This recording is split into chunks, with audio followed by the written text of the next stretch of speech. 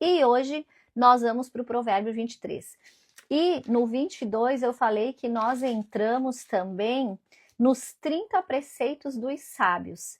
E aí foi até os 5, certo?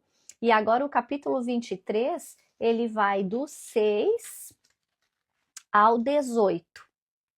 Então, você que tem a Bíblia, a mensagem, você vai ver, deixa eu ver se dá para mostrar aqui, ó, que ele separa os preceitos assim, ó, são X versículos por preceito, ok? Não quer dizer que é um versículo por preceito. Então, por exemplo, no 23, do 1 ao 3, é o preceito número 6. Do 4 e o 5 é o preceito número 7. E assim vai até o 18. 18 é o preceito mais longo, vai do 29 ao 35. Então, Provérbios 23, ele trabalha fortemente 3 temas. Vamos ver qual? Domínio próprio, discernimento espiritual e temor do Senhor.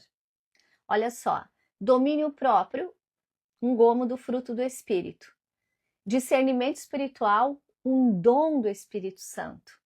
E temor ao Senhor acima das paixões humanas é um mandamento que produzirá o fruto do Espírito. Lindo, né? E também traz um contraste entre aparência e essência. Como temos vivido num tempo de aparência e pouca essência. Muita aparência e pouca essência. Então, o capítulo 23, ele trata muito dessa parte também, de ter a essência além da aparência. Então, qual que é esse contraste? Pessoas que parecem generosas, prazeres que parecem bons, riquezas que parecem seguras, mas que escondem destruição. Como Salomão trata essa parte, né, profundamente da questão das riquezas e do coração do homem? O quanto nós precisamos vigiar essa questão em nossa vida. E Salomão foi o homem mais sábio e mais rico que já existiu e existirá, porque a Bíblia diz que não haverá ninguém como ele. Então, tanto no conhecimento quanto na riqueza, ele traz alertas, porque os dois em excesso podem nos levar à destruição. Precisa haver um equilíbrio. Então, vamos lá. Estamos no capítulo 23 de Provérbios, para você que entrou agora. Então, no capítulo 23, do 1 ao 3, ele fala muito sobre discernimento diante da sedução. Então, ele fala que há mesas que parecem honra, mas são armadilhas para te afastar do que Deus tem para você. Então, presta atenção, existem situações, lugares, pessoas, oportunidades que parecem muito maravilhosas. Nossa, só pode ser que veio de Deus, porque completa em você, naquilo que você está buscando, nos seus desejos, nas suas vontades. Cuidado, parecem honra, mas podem ser armadilhas para te afastar do que realmente Deus tem para você. Porque nem sempre o que realmente Deus tem para nós é o que nós estamos desejando no momento. Às vezes os nossos desejos e vontades, nosso coração, que é onde está desejos e vontades, ainda não está alinhado com o céu. Então, quando ainda não está alinhado com o céu, pode ser que desejos e vontades não estejam na vontade de Deus. E pode ser que apareçam oportunidades e mesas dentro dessas vontades. Então, nem toda oportunidade vem de Deus. Nem toda porta aberta é direção divina. Às vezes pode ser uma distração. E o diabo, eu coloquei aqui, ó, ele sabe exatamente como te seduzir. Sabe por quê? Porque você e eu falamos daquilo que desejamos. Não é porque ele é onisciente e sabe todas as coisas. Esse é um atributo de Deus. Mas como nós falamos, e falamos muito, falamos sozinhos, falamos com as pessoas, falamos no chuveiro, falamos em nossas orações e falamos e falamos. O diabo vai guardando estas informações. Então ele sabe exatamente o que seduz você, o que te atrai. o que é o desejo do seu interior. E ele pode usar isso como uma armadilha para te atrair a distanciar-se do que Deus tem para você. Então ele fala sobre considerar atentamente. E isso é igual o quê? Vindo dos originais das palavras. É perceber profundamente. É separar corretamente. Então não é olhar a oportunidade. É enxergar espiritualmente a oportunidade. É pesar na balança, analisar profundamente. E humanamente falando, nós conseguimos fazer isso sozinha, meu querido e minha querida? Não conseguimos. Nós precisamos, né? Falamos muito isso na imersão. Nós precisamos do nosso tutor. E olha que lindo, Deus nos deu um tutor chamado Espírito Santo. Jesus disse: eu vou ao Pai e pedirei para ele vos enviar um que os ajudará em todas as coisas. Então nós precisamos desse tutor para nos ajudar a enxergar espiritualmente. Mas sabe qual a sensação às vezes? Que nós gostamos de ficar cego. Você não olha e diz: ah, mas não quis ver, né? Tava na cara, não quis olhar. Por vezes nós nos negamos a olhar o que está realmente explícito. Por quê? Porque massageia o nosso ego, alimenta o nosso orgulho, alimenta a nossa vaidade, satisfaz aquele desejo que você vem alimentando há muito tempo, e aí você não quer abrir os olhos para enxergar que aquela oportunidade, aquela porta vai te levar para a destruição. Então, não basta olhar, precisamos enxergar espiritualmente. Maturidade é saber discernir. Olha bem essa frase, anota aí. Maturidade é saber discernir o que alimenta a sua alma e o que só massageia o seu ego. O que realmente te alimenta, te sustenta, te faz chegar perto daquele que é a tua força e aquele que só massageia o seu ego, as suas vaidades. Há mesas que alimentam o chamado e outras só a carne. Então, aquilo que Deus chamou você para fazer realmente arde em seu interior. Realmente arde em seu interior. É algo que vai mexendo com você. Que você realmente Deus vai colocando em você a estratégia, Deus vai colocando a visão, Deus vai dando a visão. Então você precisa de lugares que alimentem o que Deus chamou você a ser e fazer. Não que alimente só a sua carne, só as suas vaidades. Oportunidades podem ser apenas distrações. E o diabo é estratégico e não tem pressa. Nunca esqueça disso. O diabo é estratégico e não tem pressa. Por isso que tem uma passagem na Bíblia que diz que nós precisamos ser simples como as pombas e astutos como a serpente. Nós precisamos ser simples, mas nós precisamos ficar ligados. Até aqui na Bíblia, a mensagem, o título desse capítulo é Fique Ligado. Fique ligado nas estratégias de Satanás. E nós falamos muito isso, né? Eu não sei se aqui, mas é uma fala minha, quem me conhece sabe. O diabo não tem estratégias novas. Ele usa as mesmas estratégias desde a rebelião no céu. Nem é desde o Éden. Desde a rebelião do céu, ele usa as mesmas estratégias. Se nós prestarmos atenção, estudarmos no nosso inimigo, porque quando ele é inimigo de Deus, ele é o nosso inimigo. Se nós o estudarmos, nós saberemos as estratégias que ele usa e você não vai mais cair nas ciladas do diabo. Versículo 4 ao 5, o perigo da confiança nas riquezas. Então presta atenção, não inverta as palavras aqui. O texto não condena a prosperidade financeira, não tem problema nenhum em obter dinheiro, em ter prosperidade financeira. Este não é o problema. O problema é a escravidão do coração ao dinheiro.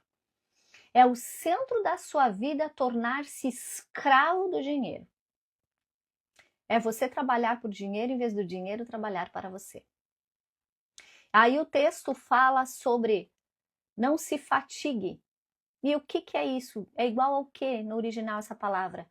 Consumir-se, esgotar-se, desgastar a alma. Você conhece alguém que vive assim? Consumido, esgotado, sempre está esgotado e está desgastado emocionalmente até o último. Não tem mais nada para dar para ninguém, não consegue amar ninguém, não consegue cuidar de ninguém, porque ele está totalmente desgastado, porque está se fadigando pela prosperidade financeira.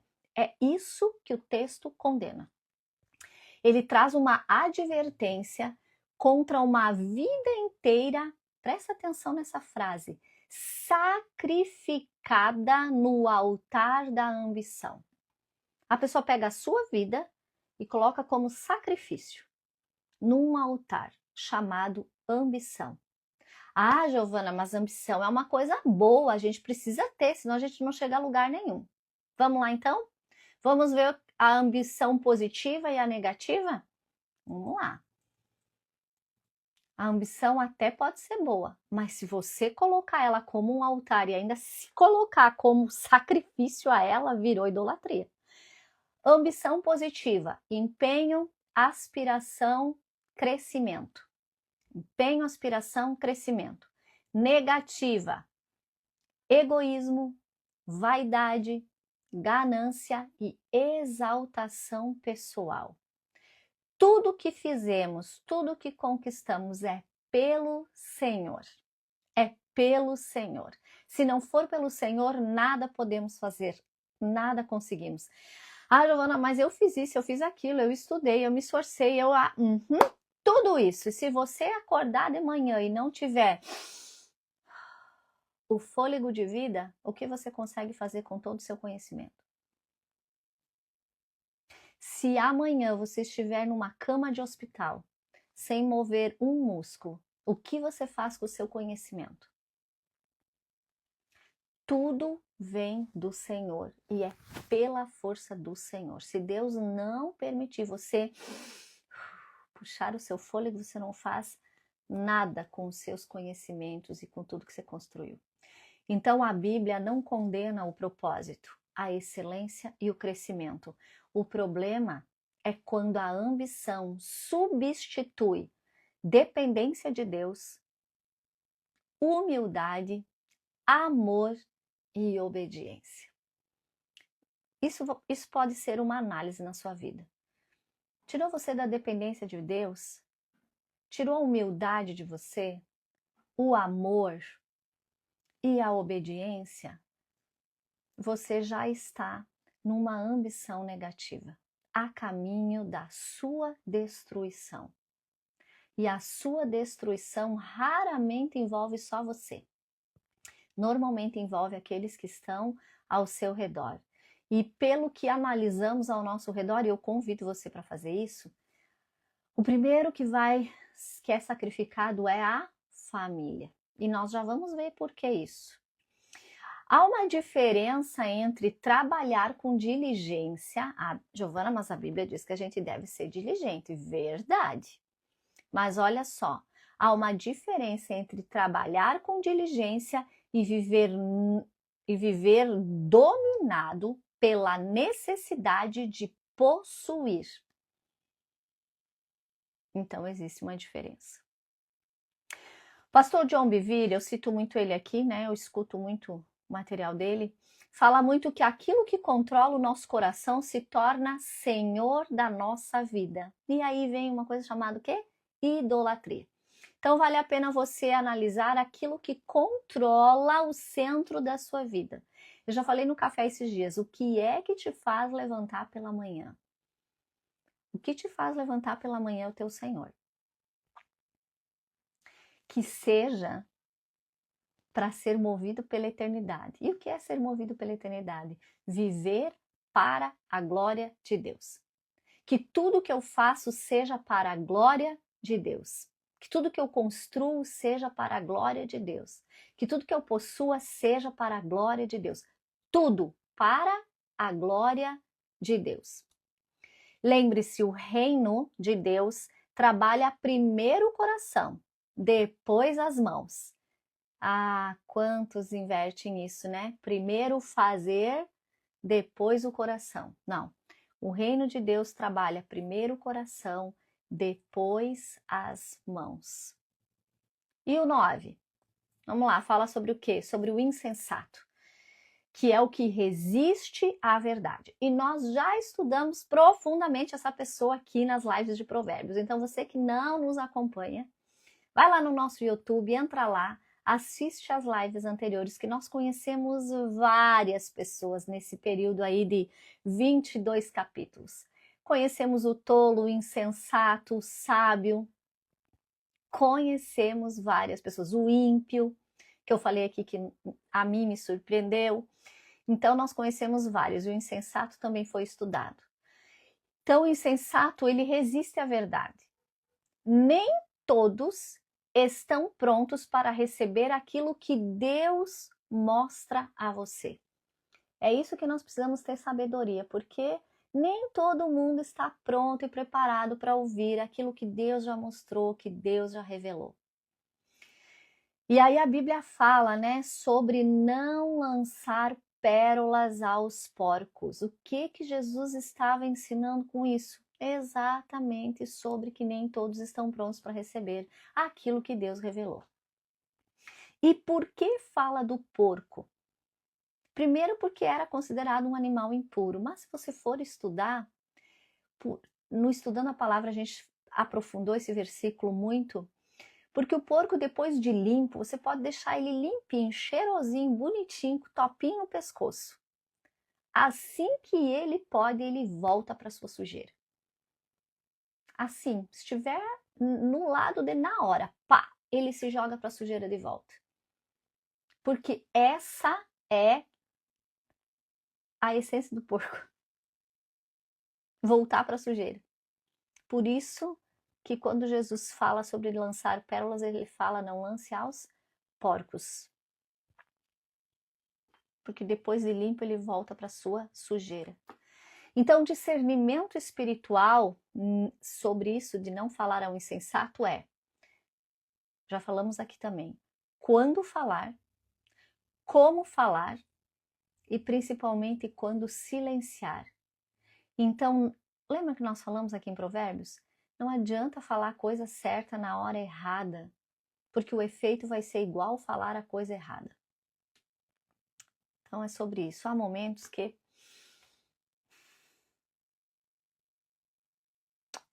coloca um ovo quente na boca, coloca uma água na boca e ó, porque não vale a pena falar.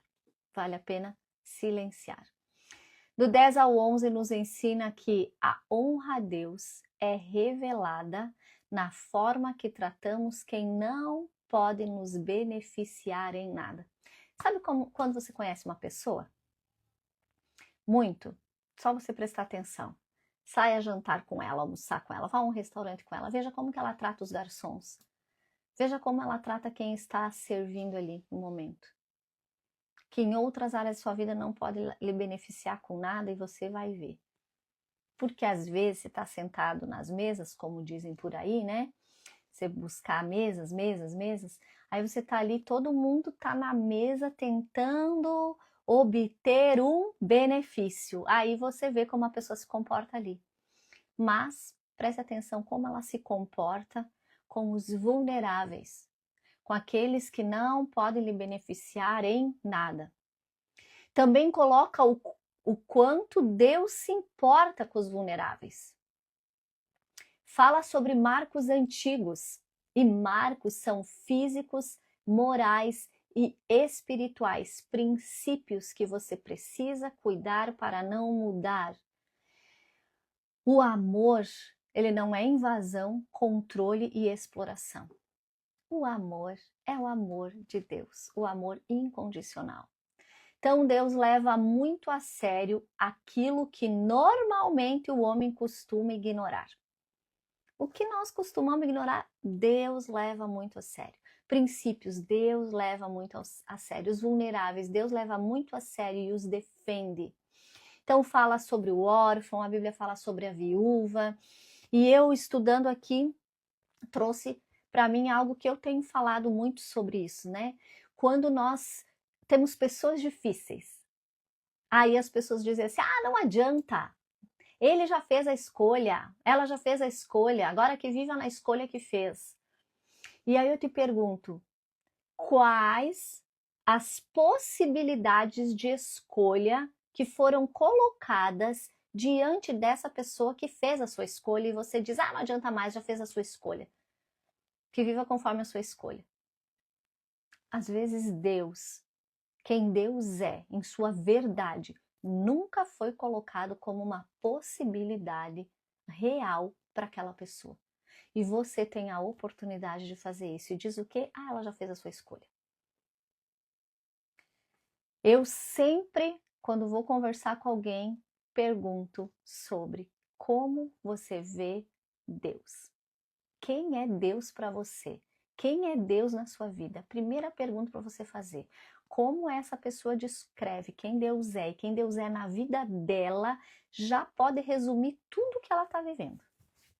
Essa é a experiência que eu tenho tido nesses anos de cuidando, amando pessoas, levando pessoas para Jesus, né? A gente já consegue ver isso. Então, para Deus é muito importante aquilo que normalmente o ser humano ignora. O versículo 12 fala sobre inclinar o coração à instrução. Fala sobre aplicar o coração. E no original, o que significa essa palavra aplicar?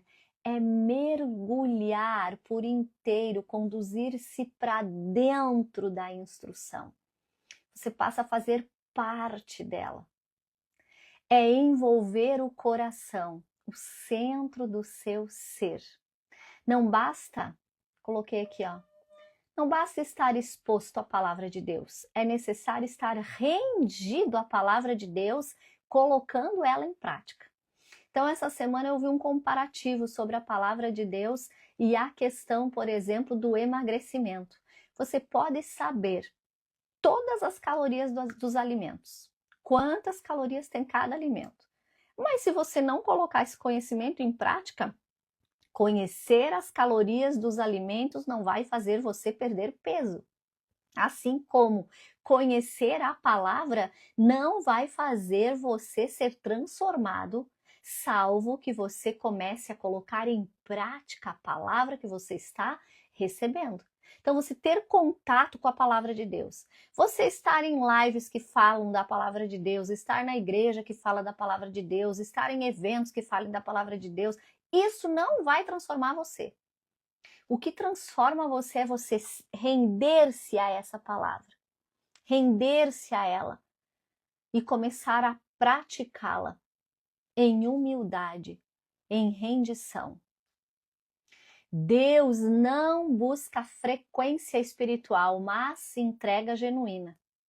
Tá bom? Deus não está preocupado com a sua frequência aí. Com a frequência que você lê a Bíblia, com a frequência que você vai na igreja, com a frequência não. Deus está preocupado com a frequência que você coloca em prática a Bíblia. Com a frequência que você procura estar em intimidade com Ele. Essa é a frequência que Deus procura. Uma entrega genuína.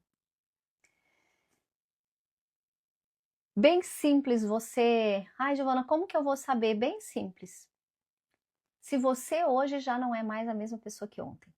Todos os dias, nós precisamos ser melhor do que nós fomos ontem diante de Deus, não só diante das pessoas. Diante de Deus, a nossa preocupação precisa ser, Senhor, eu tenho agradado o teu coração? Você olha os salmos de Davi, ele está o tempo todo pedindo a misericórdia, pedindo que Deus vasculhe, que Deus olhe, que Deus mostre. A preocupação de Davi era estar com um coração que agradasse a Deus, rendido ao Senhor. Essa era a maior preocupação de Davi.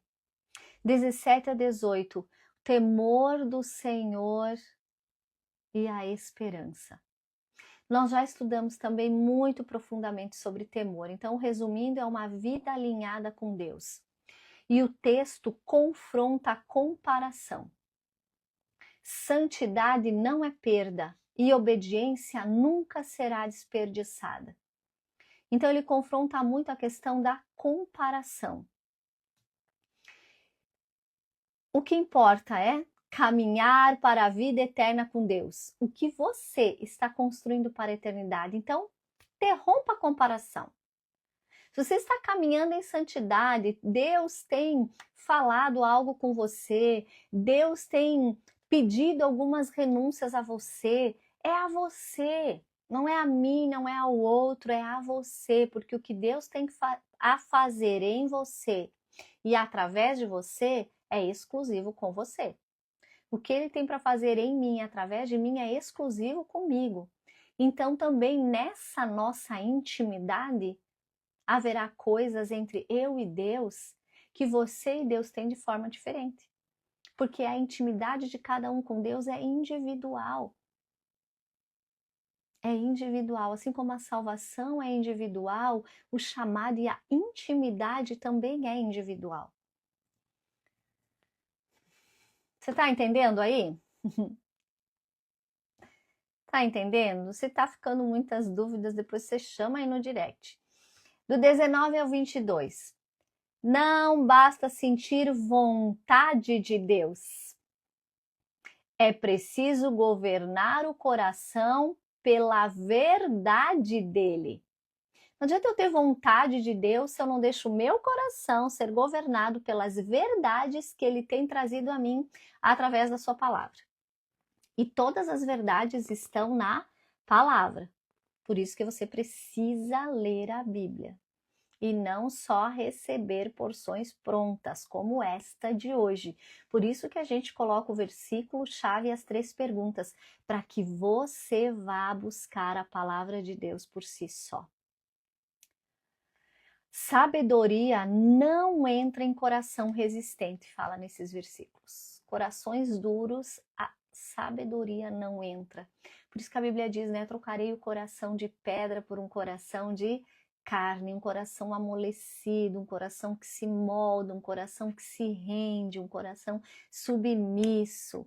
Que bom, Dani, entendendo, glória a Deus. Depois de falar que a sabedoria não entra em coração resistente, fala sobre influências e excessos. Fala sobre embriaguez e glutonaria. Embriaguez e glutonaria.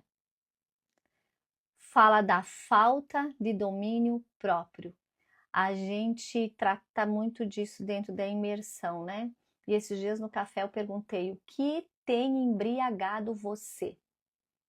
O que tem embriagado você? Porque não é só o álcool que nos embriaga. Provérbios mostra que companhias moldam destino. Andar com quem normalmente vive os excessos acaba normalizando aquilo que destrói. Você já percebeu que nesses últimos tempos quanta coisa errada tem sido normalizado? Quanta coisa que a palavra de Deus condena tem sido normalizado? Deus não mudou. Deus não muda. Os princípios de Deus não mudam. Porque a maioria começou a fazer o contrário. Você entendeu? Os princípios de Deus não mudam porque a maioria começou a fazer o contrário. A voz do povo não é a voz de Deus. Não é. A voz de Deus está aqui. Não é porque a maioria começou a viver contrária ao que Deus um dia determinou que vai mudar o que Deus determinou. Então, de tanto você viver com pessoas que vivem seus excessos, você acaba normalizando esses excessos, que não tem nada de normal, que quebram princípios bíblicos e que levam você à destruição. E até eu coloquei aqui, ó, aquilo que nós toleramos no nosso dia a dia, cedo ou tarde começa a dominar o nosso interior. Sabe aquilo, ai, nada a ver, não faz mal. Ai, também todo mundo tá fazendo. Aquilo que você tá normalizando acaba dominando o seu interior e acaba trazendo o caos e a bagunça. Quando você tolera hoje, tolera amanhã, tolera depois, acaba tornando-se até um hábito, até uma crença, porque você veio tolerando. Pecados repetidos começam com tolerância. Anotou aí? Pecados repetidos começam com tolerância. Você tolera hoje e torna-se uma prática amanhã. Presta atenção no que você tem tolerado nos seus dias, se já não virou uma prática e um pecado normalizado para você.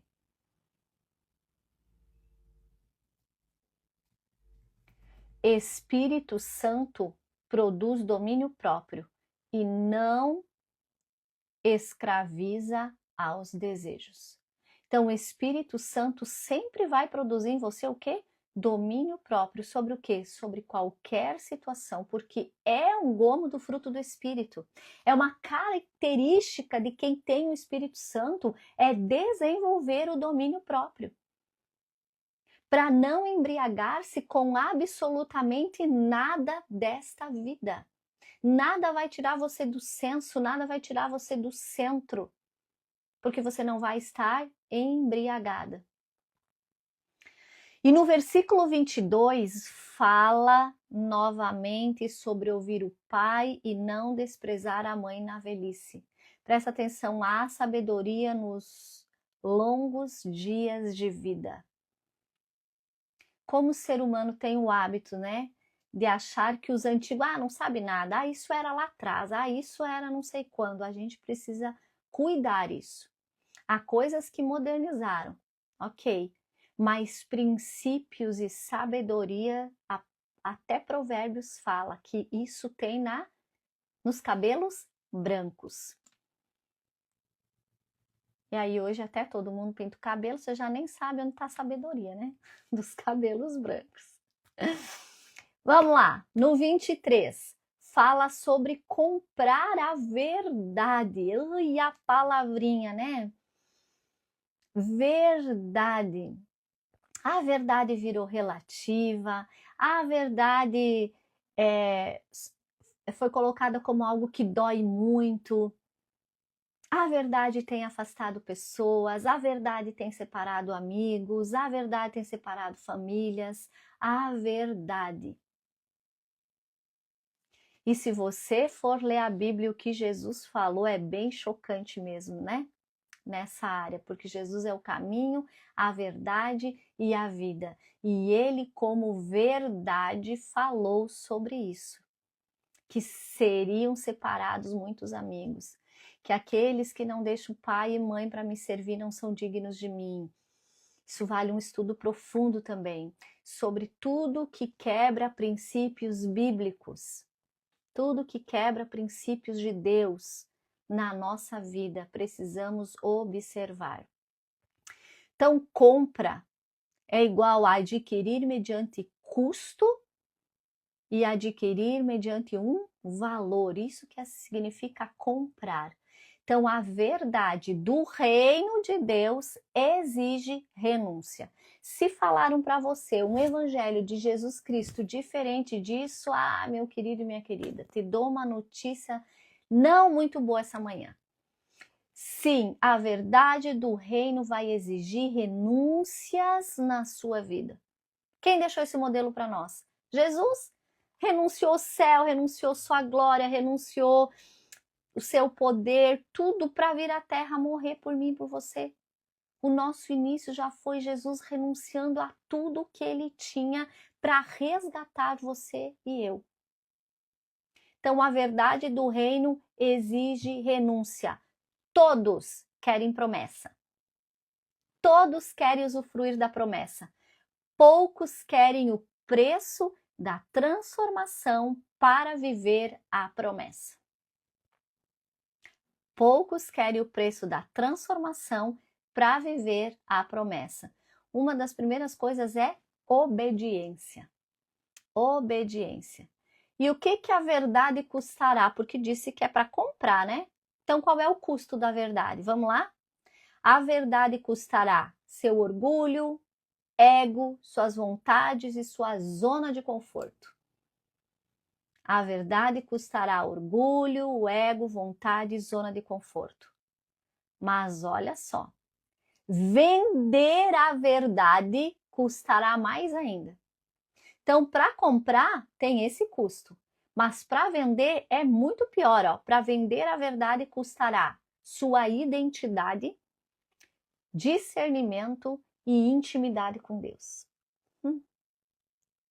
Quando você vende a verdade, você está corrompendo a sua identidade em Deus, você está perdendo o discernimento espiritual e a pior de todas as coisas, você está perdendo a sua intimidade com Deus. A partir do momento que você saiu da verdade, a sua intimidade com Deus é a primeira que começa a ser danificada. Não perca a sua intimidade com Deus. Fique na verdade, nem que custe o quê? Seu orgulho, seu ego, suas vontades e o seu conforto. Fique na verdade. Porque fora dela você perde muito, principalmente a sua intimidade com Deus. 24 e 25. Vamos olhar nosso horário aqui. No 24 e 25, o foco não está apenas no sucesso do filho. O sucesso do filho não é a qualquer preço, a qualquer custo. O foco não está apenas no sucesso do filho, mas no fruto espiritual e moral que alegra os pais e honra a Deus. Então aqui fala sobre os filhos, mas coloca isso, que honrar a Deus e alegrar os pais com a moral daquele sucesso é o que importa. Porque do que adianta um sucesso que leva a moral dos pais lá no chão e ainda desonra em tudo a Deus? Que sucesso é esse que desonra a Deus? Então que o seu sucesso mantenha a moral dos seus pais e honre a Deus em tudo. Uma vida que glorifique a Deus.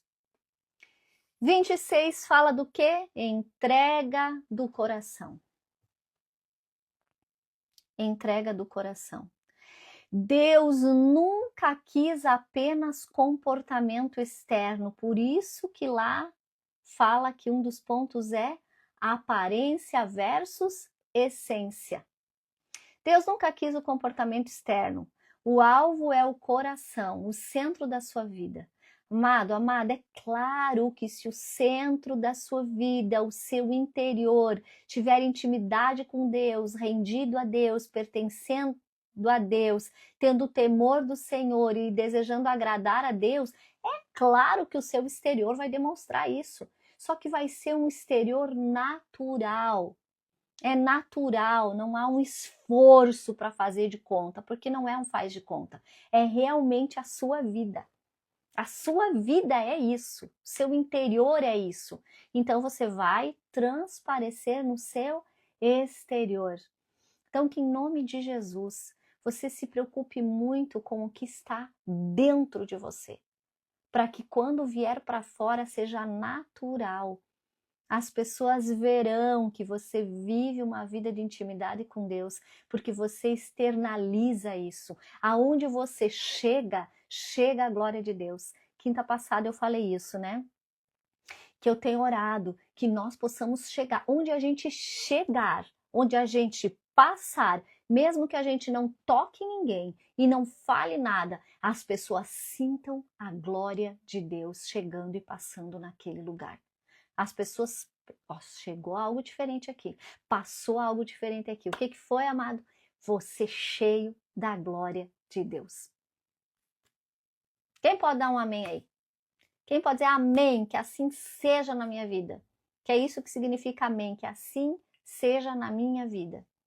Então o Senhor não procura aparência espiritual, Ele deseja governo interior, de dentro para fora. Amém, Ju, que assim seja, onde possamos passar, B, seja a glória de Deus passando. Amém, Antoniela. Cada Sabe, não precisa nem quando você passar fisicamente. Numa ligação, a sua voz transmita a glória de Deus. A pessoa falando com você, ela já diga, nossa, falar com você já me trouxe paz. Ouvir a sua voz já me trouxe paz. É isso que nós podemos ser, amado e amada. É isso. Pessoa que linda, você faz uma ligação, vai dar um bom dia, a pessoa já no bom dia teu já começa a chorar. Porque sentiu uma paz como nunca sentiu antes. Não é porque é você, é porque a glória de Deus passa pela sua voz. Que maravilhoso! A glória de Deus sendo transmitida através do seu caminhar, do seu falar, do seu olhar. Quando você abraça a pessoa envolvida pela glória de Deus. As pessoas falam muito do meu abraço. Então é o quê? Se abraça aí e a pessoa no seu abraço, ela não é envolvida pelos seus braços. Ela é envolvida pela glória de Deus que está em seus braços. E a vida dela pode ser transformada em um abraço. Isso é o sobrenatural. Você quer tanto viver o sobrenatural, amada? Isso é o sobrenatural. A glória de Deus em nós. Quanto você está disposta, quanto você está disposto a ser um canal da glória de Deus, em que você passe, em que você abrace, em que você olhe, em que você fale até pelo telefone, a glória de Deus chegue àquela pessoa. Eu também creio. Então, ele deseja um governo interior, que eu e você possamos nos deixar a ser governados por Deus. 27 e 28. Vamos lá, que às vezes eu me empolgo aqui. Jesus!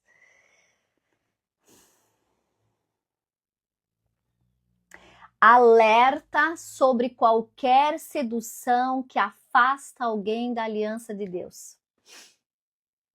Sabe qual a nossa maior preocupação dos nossos dias? Sabe qual deveria ser? Nos afastar da aliança de Deus, da aliança com Deus. Esse precisa ser o maior temor da nossa vida. Não é perder alguém, perder coisas financeiras, não. Saúde, não. Nós deveríamos ter um temor imenso em perder a nossa aliança com Deus. Esse precisa ser o nosso temor. E aí ele traz de novo a mulher estranha, a prostituta, a adúltera. Nesses versículos ele fala de novo dessa pessoa. E essa pessoa nós já estudamos em Provérbios, se eu não me engano, lá no começo, capítulo 2, 3, por ali a gente estudou quem é a prostituta, a adúltera, o que é isso na nossa vida. Que vai muito além da imoralidade sexual ao qual normalmente nós ligamos essas palavras. E o texto aqui ele mostra que o pecado, que era uma fala também lá acima, o pecado primeiro ele seduz, depois ele aprisiona. Por isso nós precisamos estar ligados com a estratégia de Satanás. Nós precisamos deixar de ser bobinhos da corte. É isso mesmo. Porque o pecado primeiro ele seduz, ele pega você pelo seu ego, pelas suas emoções, ele te seduz. Depois ele fecha a porta e te aprisiona nele.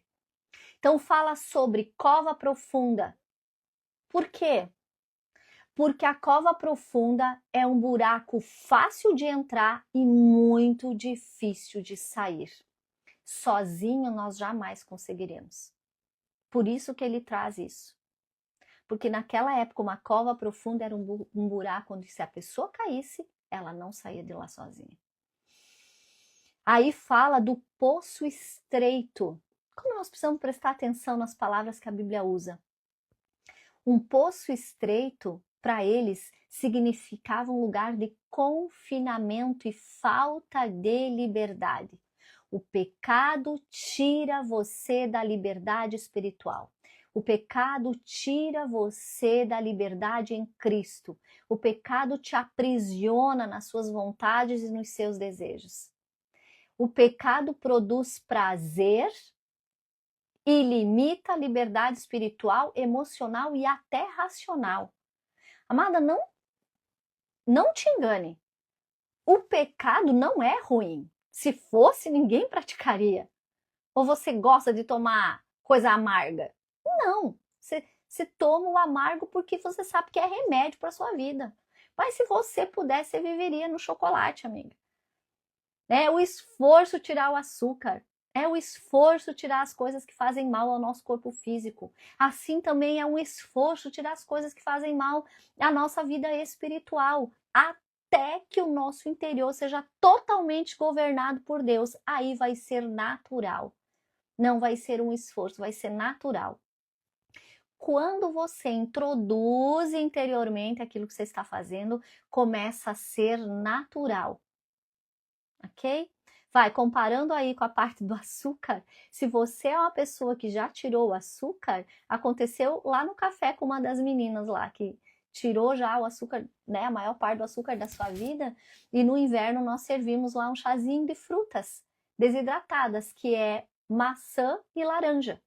É com isso que é feito o nosso chá. E ela chegou e disse, nossa, o chá estava muito doce hoje. Mas não vai açúcar. Vai maçã desidratada e laranja desidratada. É isso que vai no nosso chá. Mas como já foi tirado, ela está muito sensível no seu paladar e parece doce. E no livro do pastor Luciano Subirá sobre jejum, ele fala dessa experiência que ele viveu com suco de limão. Quando ele estava em jejum por muito tempo, e aí Deus ensinando ele para que é o jejum, o que deve ser o jejum na vida, realmente. Então, se você quer saber, pode adquirir esse livro dele, que é maravilhoso. E ele fala ali, Deus falou com ele. Quando ele pediu uma água com limão, o garçom serviu a água com limão, e ele disse, eu não pedi limonada, eu pedi água com limão, porque para ele, o rapaz tinha feito uma limonada e colocado açúcar. O rapaz disse, não, foi espremido limão puro na sua água. E aí, os pastores estavam na mesa, cada um foi tomando um gole, fazendo aquela cara de azedo, e para ele estava doce. E aí foi isso que Deus falou com ele sobre o jejum. De quanto mais próximo de Deus nós estamos, mais da pureza de Deus nós experimentamos. Que maravilhoso, né?